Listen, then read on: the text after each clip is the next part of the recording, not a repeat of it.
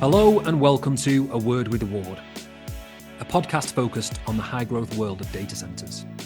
In Series 1, I speak with some of the most prominent entrepreneurs of the industry. Those who've either already founded, scaled and exited businesses within this space, or who are currently on that journey. If you've got an interest in the industry, these are the people you're going to want to hear from. I think I'm going to learn a thing or two along the way, and if you give it a listen, you might too. Today I'm delighted and excited to be joined by Guy Willner. Guy is a world-renowned data center entrepreneur, having founded and invested in a number of data center startups over the last 25 years. An industry pioneer, Guy founded iX Europe in 1998 and grew it to a portfolio of 14 facilities across 4 countries. The business was purchased by Equinix in 2007 for $555 million US. Over the next decade, he founded Accelerate and held non-exec board positions with the likes of Teraco and Lambda Hellix, both of which have since been acquired by Digital Realty.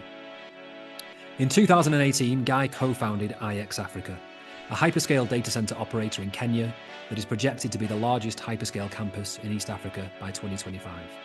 And last year, Guy joined the board of Elea Digital in Brazil and became an operating partner with Helios Investment Partners, who acquired a majority stake in iX Africa.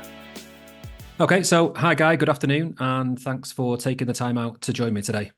Hi Ward, thanks very much. So look, you're one of the most prominent serial entrepreneurs, investors and board directors of the industry over the last 25 years. And for me, I'd like to take you back to 1998 when, the colo industry barely existed. I'm really interested to understand, and partly because it was before my time. Where did this maybe slightly maverick idea to start a data center business come from back then? How did you go about getting the funding at that time? How did you get that first facility developed, the first customer, and ultimately scale that business to 14 data centers across 4 countries and onto a $500 million plus exit to Equinix in 2008? Yeah, it all started, because I always wanted to build my own business. And I was in the UK after having spent a few years in Hungary with Vivendi Group. And the business in the UK had just been sold. I was kind of in a little backwater near Slough in my office and thought, okay, right, now's the time for me to break out. I guess I was 35 at the time, something like that. And so I started looking at this project. I had looked at building a West London data center with the company I was working with about a year before, because there was only one data center in London at the time, the early telehouse, and it had an outage of about half an hour. That was in November 97. And I was thinking, well, in a few years' time, Goldman Sachs is going to be doing some foreign exchange transaction and lose $50 million because the internet's down. Nobody cares at the moment, but in the future. So surely we should have 2 data centers in the UK. So I proposed to my company, we build one in west of London in Slough. And I went to the board with the idea, which is quite fun because it's the first time I'd actually met the board of directors of this telco I was working at. And they sort of were excited about it, but basically the business was for sale. So when the new shareholder came in, they didn't understand any of this stuff. They were much more into sort of retail telecom stuff. So I thought, okay, well, this is the time I'll start looking. And I started looking and learned, as did my sort of MBA in life on that little journey. Mm-hmm. Yeah. And can you talk to me a little bit more about how you went around, getting the funding for iX in the first place? So first, I remember on my little laptop, we were doing some little PowerPoint shows about what we could do. And I think we called it Comms Room in the beginning. And we had little drawings of data centers. And I'd pulled off the accounts of Telehouse UK and Telehouse Europe. I had like 10 years accounts to sort of look at, and it just looked so profitable and such a good solid business. I thought this is great. So we started knocking around.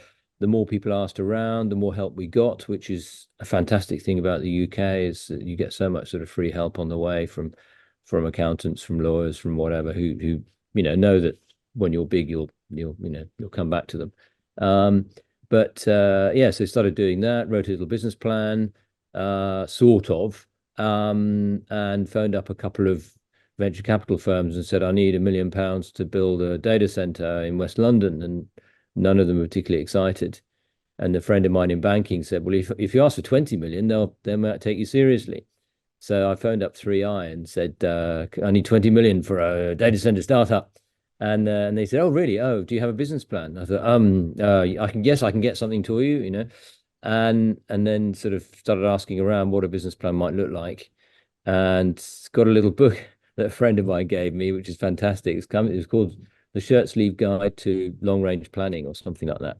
And it was basically a common sense thing about how to write a business plan. So I started doing that and pitched it to 3i, which they were quite interested in. But in the end, they were just about to invest in Telecity, another back in the day startup, through their Manchester office. So they were conflicted, so they had to drop this project. In between times, a friend of mine who I've been knocking around with, I managed to persuade him to join me. So that was Christophe Debouchet. So then there were two of us, and it was very much a yin and yang relationship. You know, I was the mad business development, mad dog, optimist or whatever, and he was the operations, finance, common sense person. So we worked very, very well together. And he'd set up a few businesses in the past. He'd even been in startups in the past. So he had some experience. So we ended up pitching to a European fund, and through a contact of Christoph's. And long story short, they came in and proposed to invest £10 million in what was essentially a PowerPoint show that we had. By then, it wasn't one data center anymore. It had morphed through into 6 data centers across the UK. And then it had morphed into one in London, one in Paris, Amsterdam, Frankfurt, I can't remember, Zurich, Geneva, or something like that. That first 10 million commitment came in July 99. So I'd been working since February 98 in my office, basically, and you know, while I was doing my day job, sort of thinking about how to get this going. And then in November 98, people around me said, look, nobody's going to take you seriously unless you jump ship. So I then sort of negotiated an exit from my telecoms business I was in. And I remember I got a picture of one of my daughters in a little sort of grey hand-knitted cardigan sitting in front of my PC in the bedroom, because that was where I wrote the business plan and did all the stuff. So it was a sort of bedroom startup. Yeah, so then took us to summer 99. We had £10 million in. That was a commitment, which doesn't mean here's £10 million in your bank account. So we did a sort of proof of concept with a very small data center in London. By then, we bumped into a guy called Frank Hassett, who had been involved with Telehouse in the past and various things. And he said, there's this old computer room that belongs to a Japanese bank that went bankrupt. We could maybe take it over and refit it, reconvert it into a computer room again. So that was on Finsbury Square in the center of London. So we did that. That was our little proof of concept, little data center. Then as that started working and we started signing clients, then we signed 2 big sites, one in Slough, a big warehouse, like 40,000 square foot on the ground warehouse, and one in Paris, just next to the airport, Charles de Gaulle. And that was a bit frightening, because you sort of stand there in this empty warehouse thinking, oh dear, you know, am I doing the right thing here? But, you know, it was all great fun. By then, June 2000, we had a second round of £42 million, something like that. So there's big money coming in. And we're essentially still pre-revenue. So this is very much .com stuff. We're building out. JP Morgan and Lehman Brothers were appointed as joint book runners for our float on the LSE and London Stock Exchange in London. So that would have been sort of October 2000. Then our bankers were saying, you've got to have more capacity. So we signed leases in Amsterdam, in Barcelona, in Milan, and started working on all of that build as well. Did a little roadshow, did a roadshow in Europe, went on a roadshow in the US, which is great fun, seeing all the investors. But halfway through, Telecity's maiden results, they were like 20% off. So that was a disaster. So their share price crashed. And then the sort of one of the earliest players in the market, which is called Exodus. They were the first sort of big commercial data center player, but they were just very .com-ish. They were flying over components for their data centers, like steel beams and cages and stuff like that. They were flying them over from the US to Europe. So I mean, when you're doing that sort of stuff, you can guess that it's probably not going to work out very well. So they were going bankrupt very, very quickly. Equinix had already started by then as a private company. Not sure if they floated yet. And our float failed. Luckily, the fund that had invested in us was not a tech fund, because I think if it had been a tech fund, they probably would have thrown in the towel. We would have been on the street and selling the data centers for bits. But because they were invested in hotels and dentist chains and all sorts of other stuff, they weren't affected by the .com bubble. It was only our business. So they put a little bit more money in. By then, we had a data center in Zurich and Frankfurt, contributed by JP Morgan, who's one of our investors by then. And then we sort of scrabbled through, went through 2 rescue rounds. We managed to wiggle ourselves out of 3 25-year leases, thanks to Harrow Boyska, who joined us by then and was fantastic at negotiating us out of this stuff, because it was a nightmare.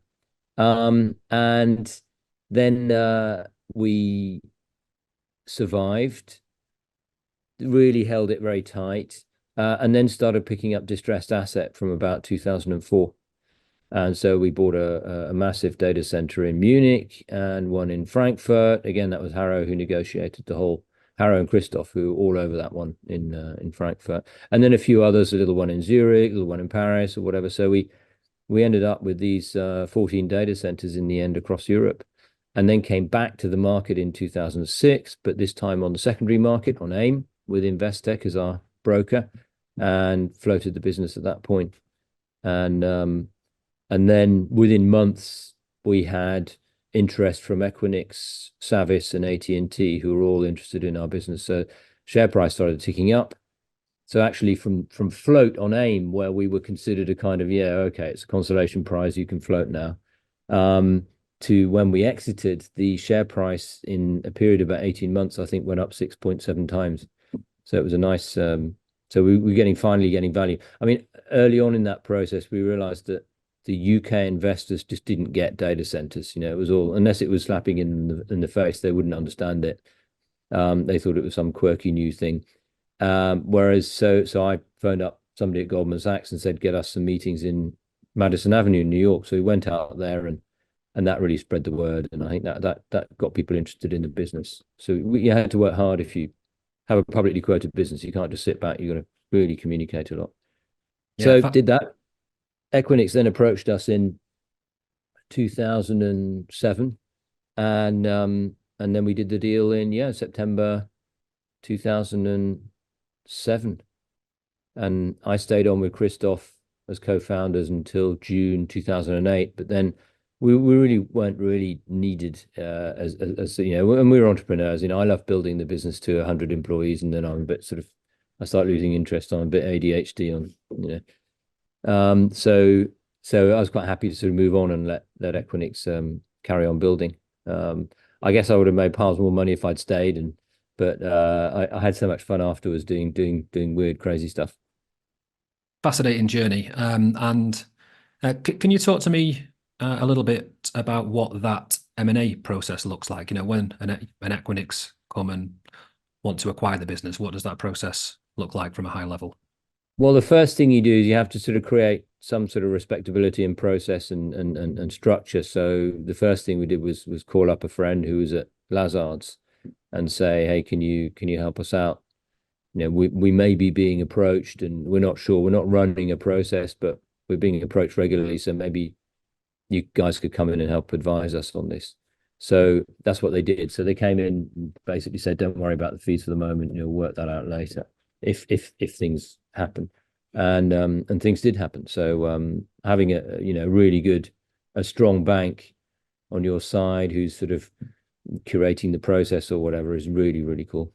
Mm-hmm. Great. And I'd like to fast forward to 2018 now, when you founded IX Africa. you'd already done a hell of a lot in between, including, Teraco, Accelerate, Lambda, just to name a few things. But Yeah. what I'm keen to understand is what were the differences, both in terms of specific challenges, but also level of challenge when setting up IX Africa compared to IX Europe. I think IX Africa was slightly easier because um, there was more support around it, and it's a market that's understood now.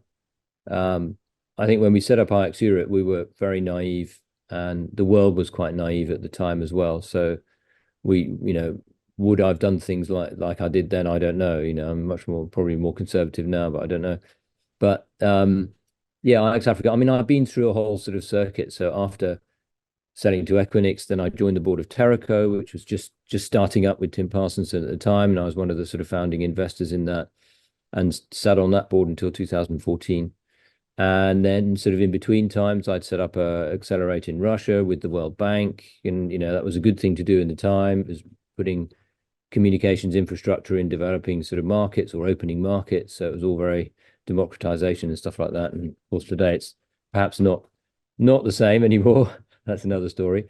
But that was another startup again. So I've been through sort of IX Europe startup, Accelerate startup, and then IX Africa startup all over again. IX Africa, we had actually looked at Kenya with Teraco, but then we decided against it, and then Teraco was sold. And then I thought, well, let's just do it ourselves then. So but it took a few years. Took a few years to get it moving. Mm-hmm. Yeah. And do you want to tell us a little bit about what's on the horizon for IX Africa in 2024? Yeah, I mean, IX Africa is, basically happened as a slow burner originally, as we gathered together a sort of happy band of people who really understand Kenya, and half of them who actually are Kenyan, and so that really helped build a sound foundation on what we did. So one of our co-founders is a certified electrical engineer, and he's actually the first uptime certified engineer in the African continent back in the day. He's 73 now. He's super respected for all of his sort of power engineering stuff. And then Clement, who'd been out there running property for Orange and Telkom Kenya, had all that experience as well. So, and Andrew Hunt, who was a Canadian in Johannesburg, who'd been the first CFO of Teraco. So he brought sort of the four of us together. It was quite a team to get things moving, but we took some big risks. We bought a large chunk of land with no prospective customers, and not really knowing if we could get much more power than a couple of megawatts on it.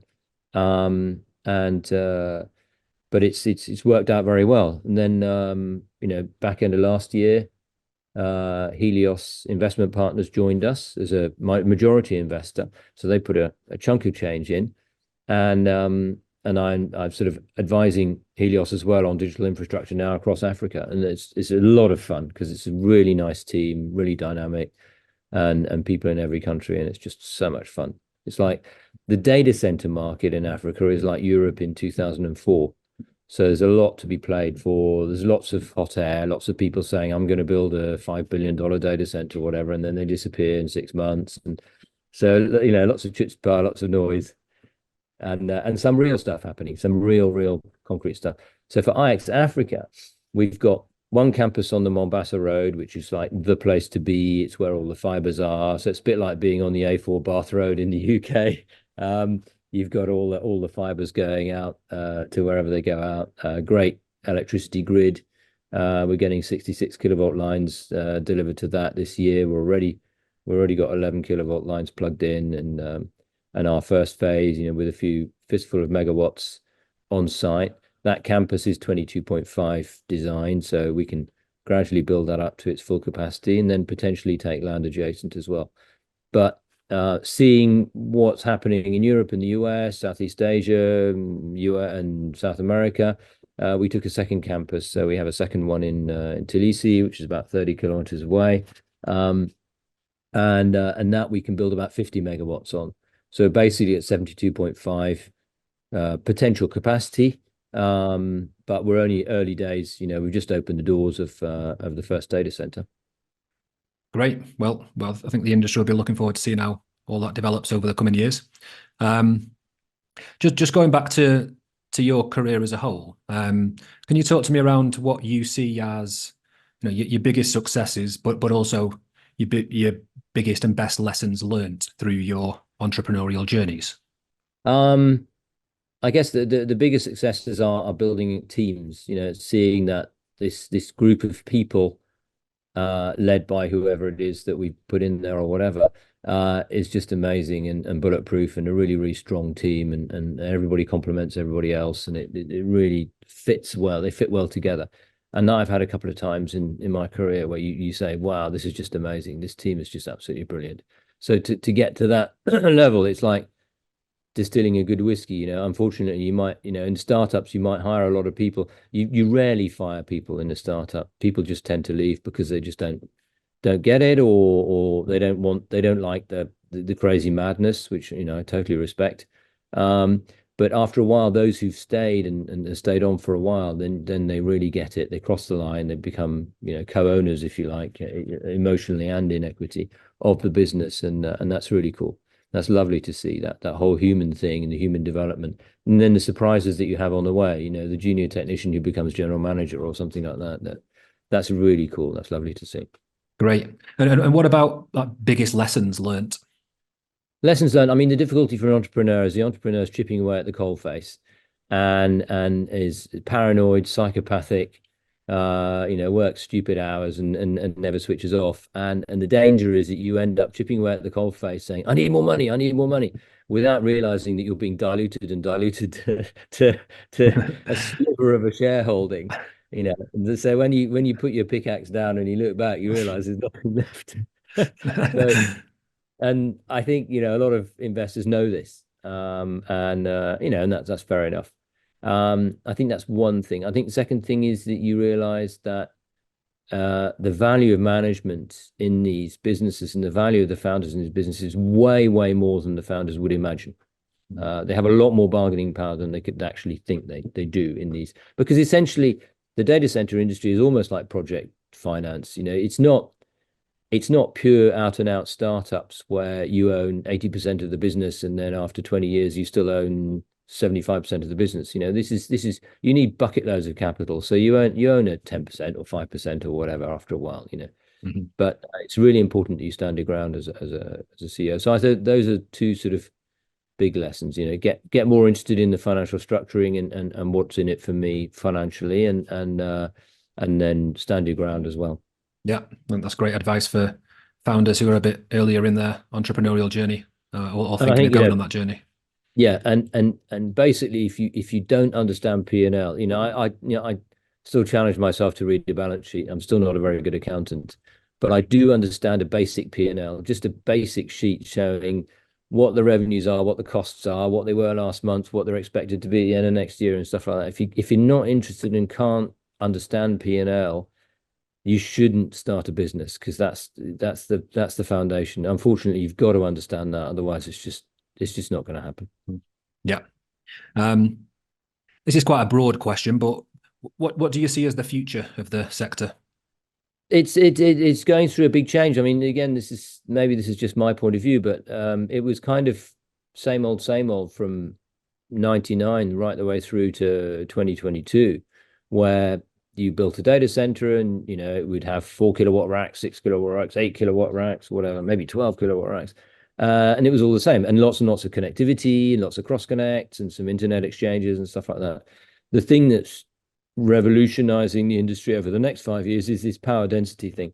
And the power density is partly because you got increasing speed of compute, and the compute each compute bit needs to be closer to the next bit. So you can't have distributed computing. Everything has to be in one place, and maybe even within meters or centimeters of each other, with bucket loads of fiber going between the different processors. And that means more power density. And we just don't know where we're going to get to in terms of power density, but we are seeing designs at least of 70 kilowatts, maybe up to 90 kilowatts in what could loosely be termed a rack, because that engineering is changing anyway. So I think the data center the industry is going through a transformation on that power density side. On the connectivity side, it's the same old thing. It's internet exchanges, peering, high density, fabric and interconnectivity. Great. And what, in your opinion, are people in the industry not talking about that you think they should be? Well, I mean, I guess we weren't talking so much about the green side. I think we're still, what they're not talking about now is, but that's beyond the data center industry. It's all the sort of thing that, I can in Nairobi, I can whack a couple of solar panels in the car park and generate 20 kilowatts of energy. But the grid in Kenya is 93% green, and that's 24/7. It's not on a Wednesday afternoon in the sunshine. And that's because they got geothermal. So that is a green energy country. Currently, unfortunately, South Africa is burning dirty coal, and will be for the next maybe 4 years. That will probably change radically. Nigeria has been running on oil. It's now running on gas for most of the data centers. And the grid runs on gas, but that may change because the Nigerian government's doing massive investments into solar and various other projects. But it's that whole sort of the whole lifetime ecological impact of everything, all the equipment. Are you spending 10 years worth of emissions by building that piece of equipment that's supposed to reduce you by 2 years of emissions? This is the whole thing. We haven't had that sort of holistic view yet. We don't really understand what it means yet. But that's beyond the data center industry. That's across the industry in general. Yeah. Okay. And finally, can you talk to me a little bit about what still drives you? I'm sure you could certainly live out the rest of your days on a beach if you so chose to, but you're continuing to take on some of the biggest challenges of the industry in some of the most challenging locations. So what still gets you out of bed in the morning? I do like the challenge. I mean, I was saying to my wife recently that maybe I just sort of jack it all in and and then retire, and she looked at me in horror. So maybe she doesn't want me around.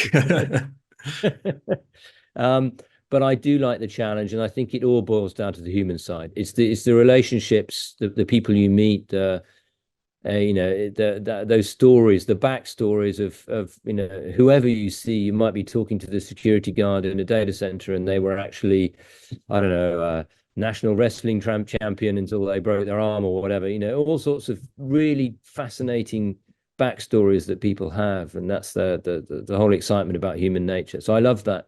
I love the team building thing and trying to get things to work with people. So I think that's the thing, and that's why I think emerging markets are fun, because it's a very tangible thing when you see there was nothing and now there is something. Brilliant. Well, look, thanks again for taking the time to join me today, Guy. Fascinating story. That's a great pleasure. Thanks, Ward. Yeah, thank you.